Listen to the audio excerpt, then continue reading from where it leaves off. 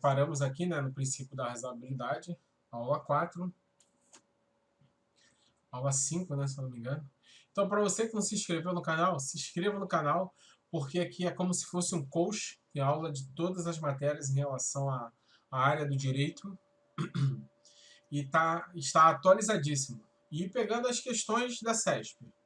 Ou seja, a gente vê um breve resumo, bem completo, e depois resolvemos as questões da CESP. Então, o princípio da razoabilidade. Então, o princípio da razoabilidade, gente, em seu significado, possibilita que as leis e os seus efeitos sejam aplicados com base no bom senso, de modo adequado e proporcional a cada situação jurídica.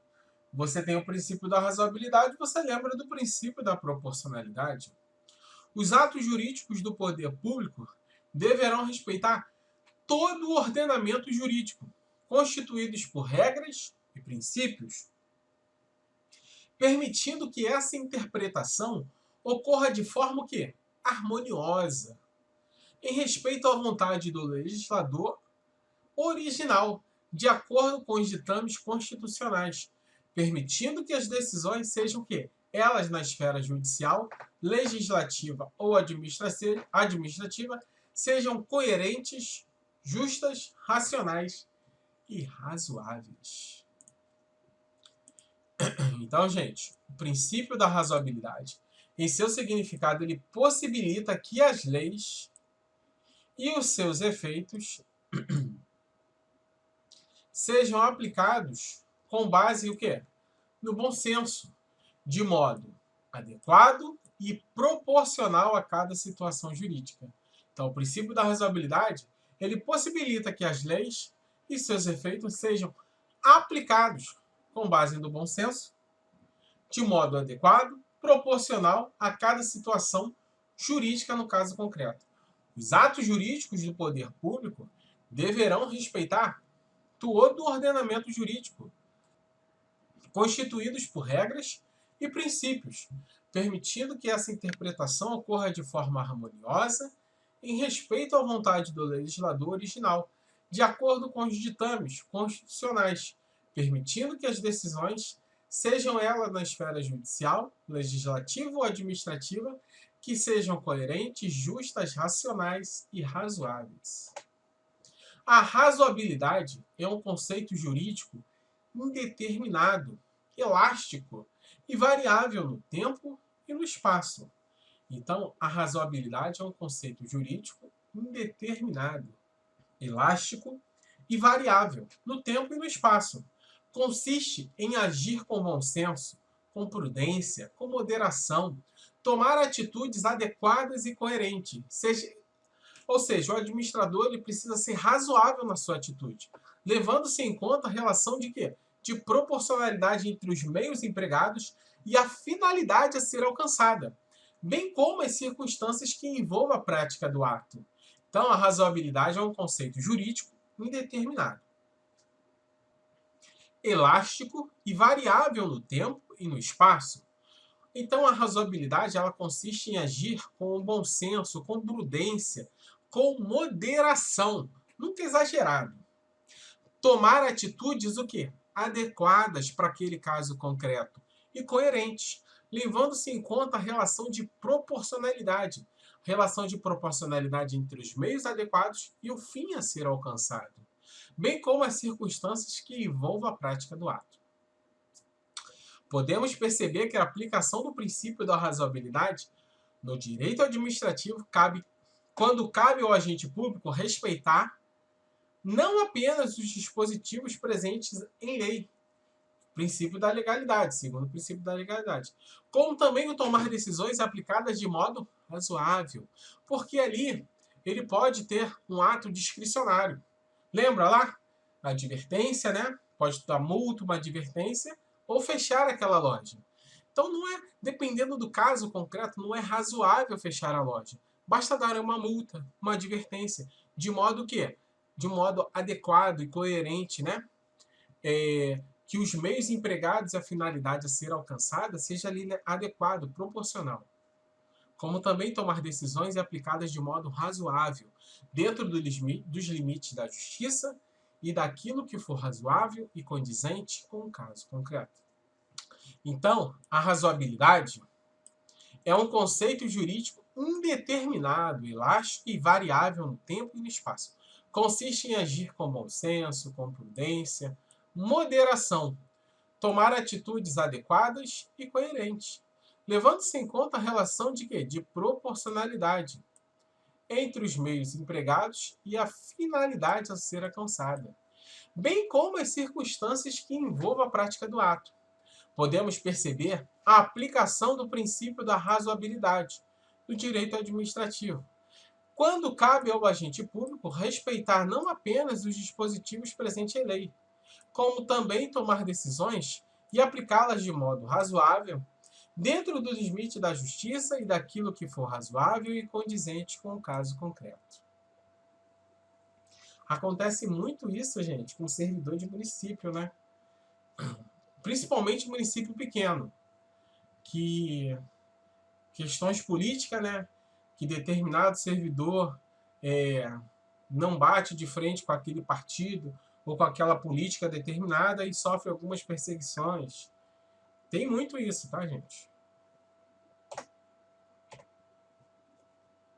Segundo Marinella, o princípio da razoabilidade proíbe a atuação do administrador de forma despropositada, quando, com a desculpa de cumprir a lei, age de maneira arbitrária e sem qualquer bom senso.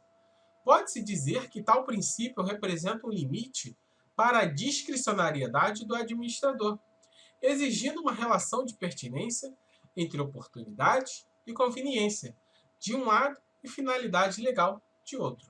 Então, segundo Marinella, o princípio da razoabilidade proíbe a atuação do administrador de forma despropositada, quando, com a desculpa de cumprir a lei, age de maneira arbitrária e sem qualquer bom senso.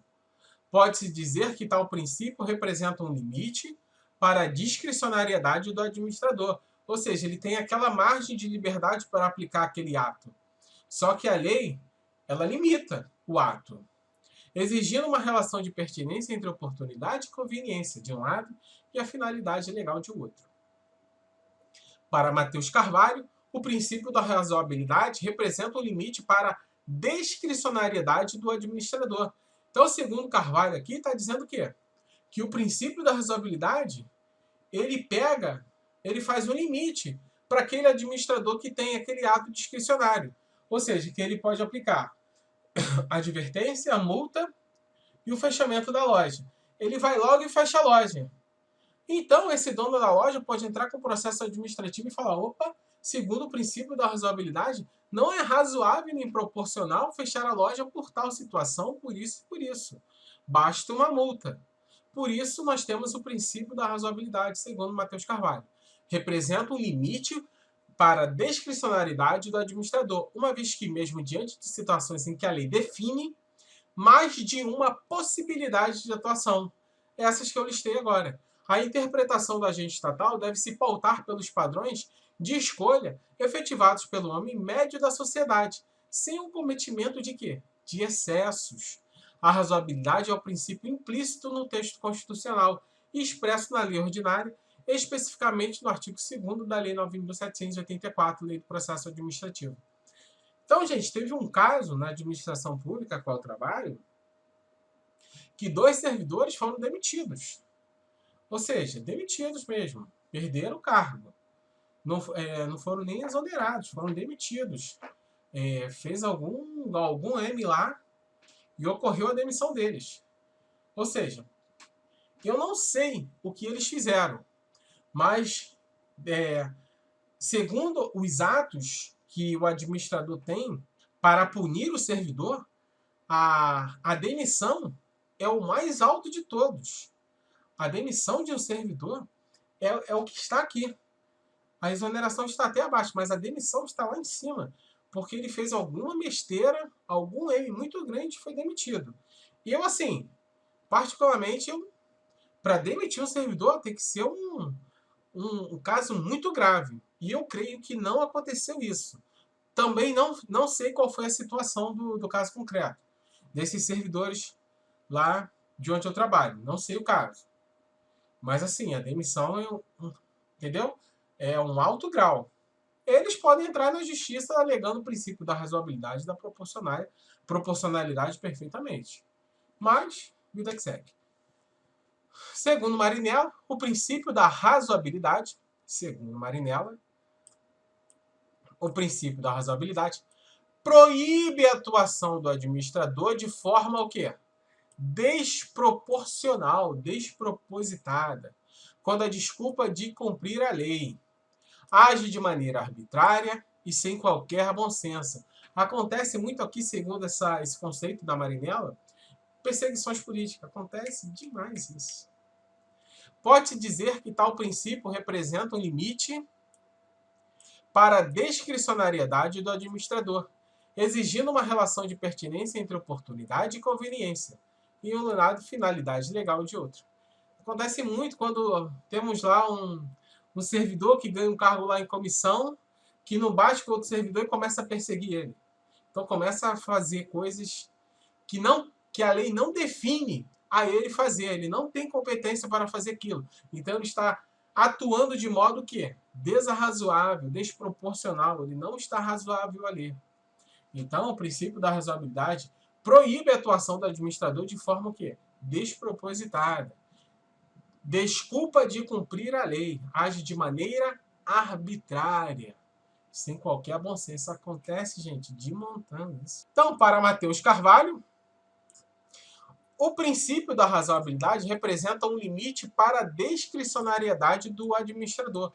Eu acho o conceito assim pertinente ao princípio da razoabilidade. O princípio, segundo Matheus Carvalho, que é um limite para a discricionariedade do administrador. Uma vez que, mesmo diante de situações em que a lei define mais de uma possibilidade de atuação, tendo advertência, multa e o fechamento da loja, a interpretação do agente estatal deve se pautar pelos padrões de escolha efetivados pelo homem médio da sociedade, sem o cometimento de excessos. Ou seja, ele tem lá a advertência, a multa e o fechamento da loja. Vamos dizer lá que estava mal limpa a loja, né? De uma lanchonete. Não estava ali com a higiene adequada. Basta aplicar uma multa, né? Ó, aplica uma multa aí, ó. Vou voltar dia tal e quero que esse local esteja higienizado de acordo com a legislação tal e tal, tal, tal. Caso contrário, o dono da loja não faça, fechamento da loja. Princípio da eficiência. Lembra lá do artigo 37 da Constituição, nosso famoso LIMP? Legalidade, impessoalidade, moralidade, publicidade e eficiência. Nossa Constituição estão expressos 5 princípios que a administração direta e indireta deve obedecer. Para uma melhor memorização, é possível resumi-los em LIMP. Legalidade, impessoalidade, publicidade e eficiência. O princípio da eficiência se tornou expresso com o advento do quê? Da emenda constitucional número 19 de 98. Eficiência é produzir bem, com qualidade e com menos gastos. Então aí nosso governo atual de 2020, né, quer fazer a tal reforma administrativa, né, que particularmente não gosto muito. Por que você não gosta muito? Porque não é o servidor concursado que onera a máquina pública, e sim os políticos com as viagens desnecessárias, e sim os políticos que botam milhões de pessoas trabalhando em seu gabinete. Esses sim oneram a folha da administração pública. E não o servidor que estuda aqui dia e noite, vários anos para fazer a prova, com dedicação, tendo capacidade para realizar aquele serviço. Legal? A pessoa não aquela pessoa que coloca ali por ato político. Esse sim onera a máquina pública. Aí temos o princípio da eficiência, que é produzir bem, com qualidade e com menos gastos. E vem a reforma administrativa dizer que o administrador perder a estabilidade. Olha, isso é balela, gente. Porque o que acontece? A estabilidade do servidor público, ela tem o que o seletista Por que o seletista não tem a estabilidade? O seletista tem o FGTS. O servidor público tem a estabilidade. O servidor público em regime jurídico único não tem FGTS. Aí eles não querem onerar a máquina pública. Beleza. Quer tirar a estabilidade do servidor? Então vai ter que dar o FGTS. Vai onerar mais ainda a máquina pública. Eles estão querendo fazer alguma coisa aí que não está me cheirando muito bem nesse governo. Conforme exposto por a Marinella, a eficiência exige que a atividade administrativa seja exercida com presteza, com perfeição, com rendimento funcional. Consiste na busca de resultados práticos de produtividade, de economicidade, com a consequente redução de desperdícios de dinheiro público, rendimentos típicos, que isso não acontece no legislativo e no executivo de modo nenhum. Ou seja, economicidade, redução de desperdício de dinheiro público, né? E vem aqui o tal, o atual presidente, acabar com a Lava Jato e dizer que acabou a corrupção no Brasil. Faça-me favor, né? Todo mundo sabe por que ele quer acabar com a Lava Jato, né? Para proteger os pombinhos que roubaram muito e roubaram muito mesmo. Redução de desperdício do dinheiro público, rendimento típico da iniciativa privada, sendo que nesta situação o lucro é do povo. Quem ganha é o bem comum. Então, nossa Constituição estão expressos 5 princípios que a administração direta e indireta deve obedecer. Para melhor memorização, é possível resumi-los em limpo: legalidade, impessoalidade, publicidade e eficiência. O princípio da eficiência se tornou expresso com o advento da Constituição. Eficiência é produzir bem, com qualidade e com menos gastos. Com qualidade e com menos gastos. Isso a gente não vê em Brasília.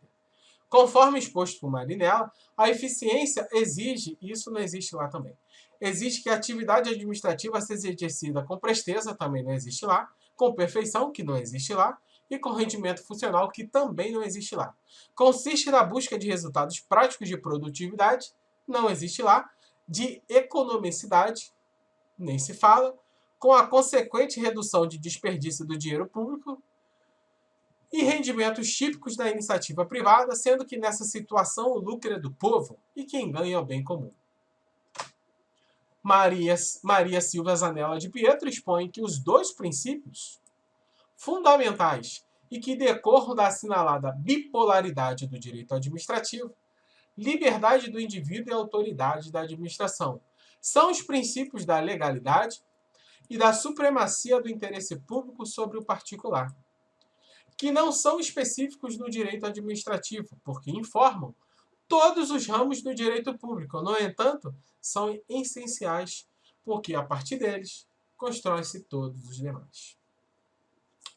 Para Maria Silva Zanella de Prieto, expõe que os 2 princípios fundamentais do direito administrativo é o princípio da legalidade e o princípio da supremacia do interesse público sobre o particular. Informam todos os ramos do direito público e são essenciais, porque a partir deles constrói todos os demais princípios. A partir deles, nós temos os demais princípios. Princípio da indisponibilidade e da continuidade do serviço público. O que é o princípio da continuidade do serviço público? Tem um determinado município, gente, que não pagou a empresa de coleta de lixo durante um tempo. Depois a gente vai ver aí, durante um certo tempo, acho que é 90 dias, a empresa pode quebrar o contrato e não mais continuar o serviço. E a cidade ficou no lixo. Mas tem alguns serviços que são fundamentais para a coletividade, que temos aí a continuidade do serviço público, que é a saúde e a segurança. O princípio da indisponibilidade e da continuidade do serviço público. O princípio da indisponibilidade serve para limitar a atuação dos agentes públicos. Então, o princípio da indisponibilidade serve para limitar a atuação dos agentes públicos, evitando o exercício de atividades com a intenção de buscar vantagens indevidas. Evitando o exercício de atividades com a intenção de buscar vantagens indevidas. Para Marinella, os bens, direitos e interesses públicos são confiados ao administrador para a gestão, nunca para sua livre disposição. São indisponíveis. Os bens, os direitos e interesses públicos são confinados ao administrador para a sua gestão e nunca para a sua livre disposição, que acontece muito. A administração não possui livre disposição dos bens e interesses públicos, uma vez que atua em nome de terceiros, em prol da coletividade. Por consequência, impõe limitações à alienação de bens que só podem ocorrer nos termos previstos em lei. A contratação de pessoal efetivo, que deve seguir a regra do concurso público. A contratação de pessoal efetivo deve seguir a regra de concurso público. Aquele que estuda, que você tem capacidade, não precisa de nenhum político te colocar na administração pública, porque você pode, você é capaz. E bater no peito e dizer para ele, ninguém me colocou aqui, eu estudei e passei no concurso. A escolha de fornecedores para firmar contrato, que depende da realização de licitação, e assim por diante.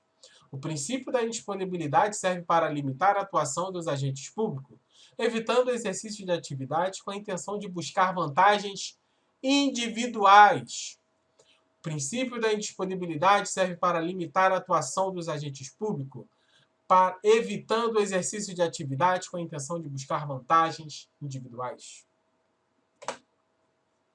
O princípio da indisponibilidade do interesse público está diretamente presente em qualquer atuação da administração pública. E o princípio da continuidade do serviço público, também chamado de princípio da permanência. Nós temos o princípio da continuidade, também chamado de princípio da permanência. Consiste na proibição da interrupção total do desempenho de atividade do serviço público, prestadas a populações e seus usuários. Foi o que eu te falei.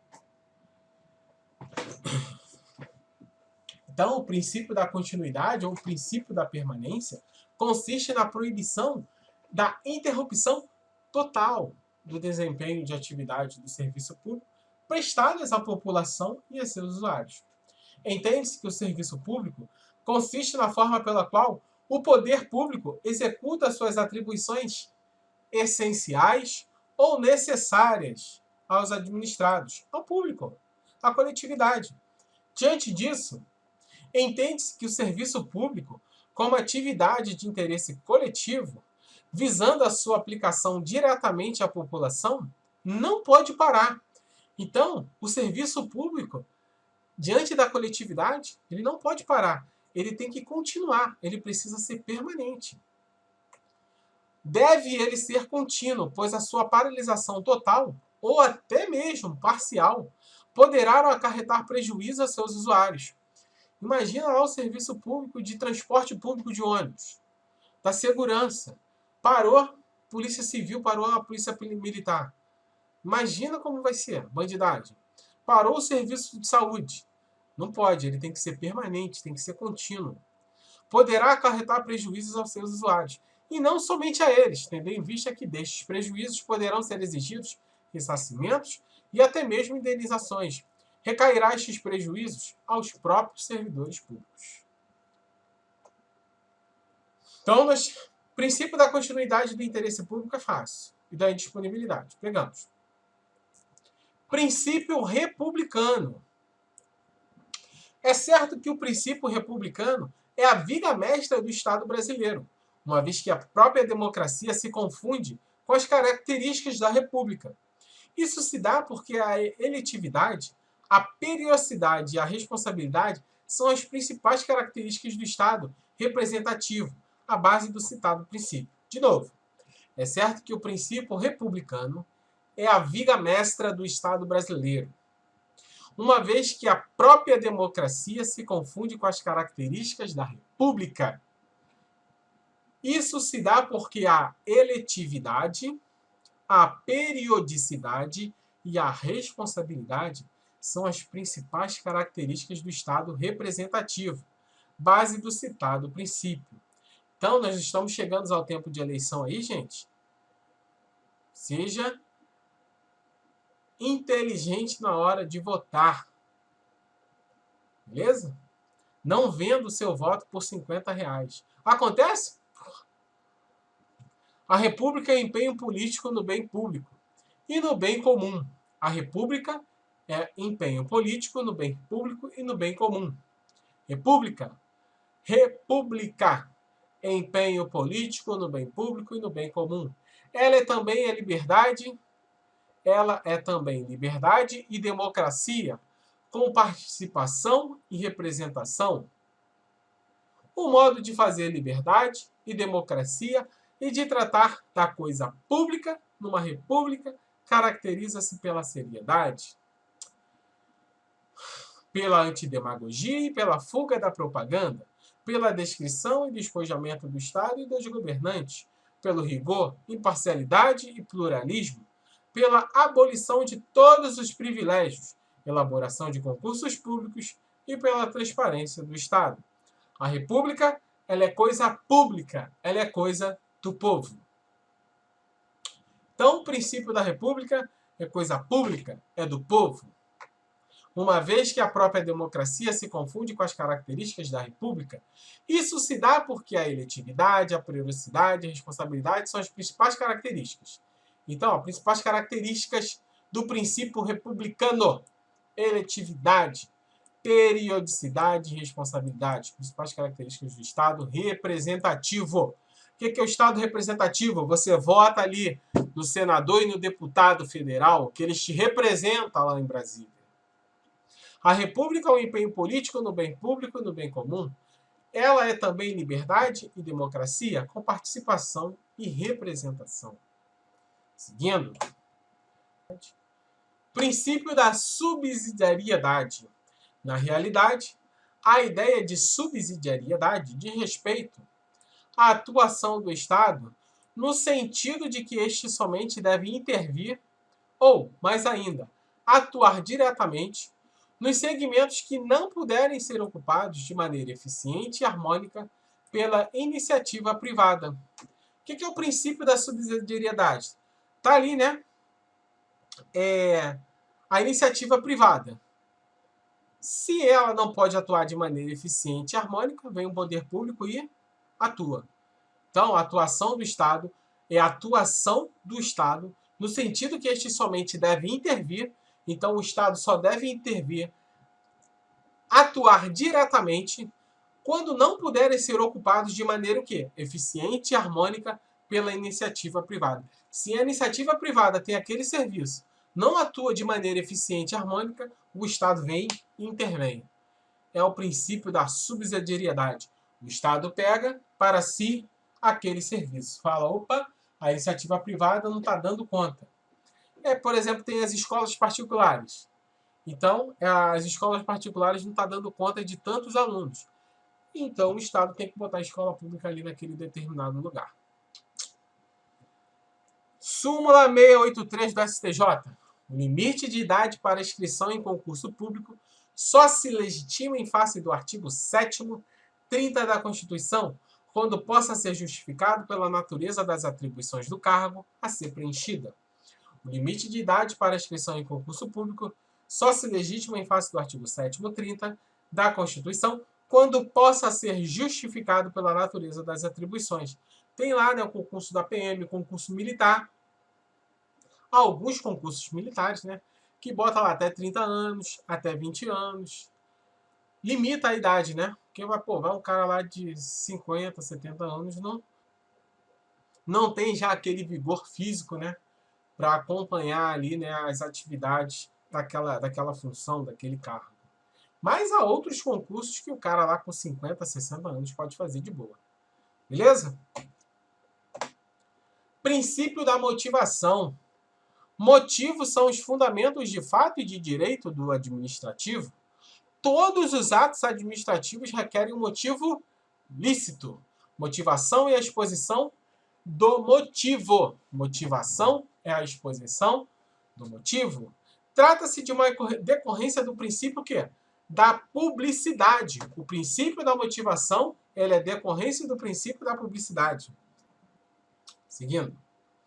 Então, o princípio da motivação, ele é decorrente do princípio da publicidade, segundo o qual a população não deve apenas conhecer o ato, mas também as razões que levaram à realização daquele ato. Qualquer ato administrativo permite a motivação, que somente é obrigatória nas hipóteses expressamente previstas no artigo 50 da Lei do Processo Administrativo.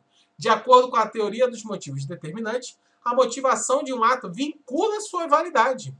Então, a motivação, o ato ele precisa ser motivado e ele vincula a sua validade. Ou seja, o ato somente é válido se a motivação for verdadeira.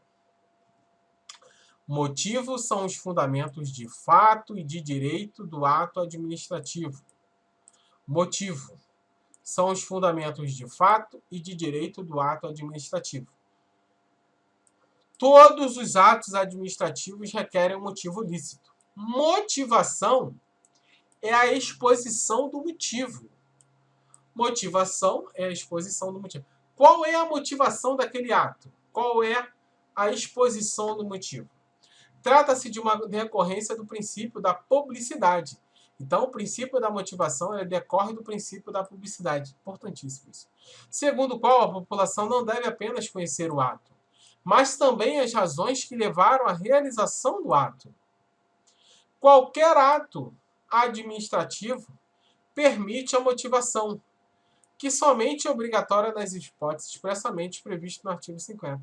De acordo com a teoria dos motivos determinantes, a motivação de um ato vincula sua validade. Nós temos lá, né, um local praiano aí, né? Nós temos aí lá a rua lá de Copacabana lá, né? Aquela estrada lá, né? Então, proibido estacionar ali. Então, publicou o ato. Proibido estacionar aqui, nessa rua aqui na orla de Copacabana. Qual é a motivação desse ato? Do engarrafamento. A motivação é a exposição do motivo. Qual é a exposição do motivo? Que gera muito engarrafamento. Então, é proibido estacionar. Vou colocar tem lá uma casa grande, a mulher pintou o muro e botou uma plaquinha lá, botou o nome da rua. Só que a mulher não quer que bota a placa ali no muro dela. Acabou de pintar o muro, acabou de fazer o muro. Publicou o ato, né? Publicou. Fez a publicação do ato ali. Aí publicou, né? Ali a rua tal. E a exposição do motivo? Exposição do motivo para as pessoas poderem se localizar. E ali ainda cabe outro princípio, o princípio da supremacia do interesse público sobre o particular. Por quê? Porque a coletividade vai se achar. Então, a coletividade é superior em relação ao muro daquela senhora. Hoje em dia já não estão se colocando mais placa no muro de pessoas. Estão colocando postezinho, né? Com aquelas placas dos nomes das ruas. Mas é válido.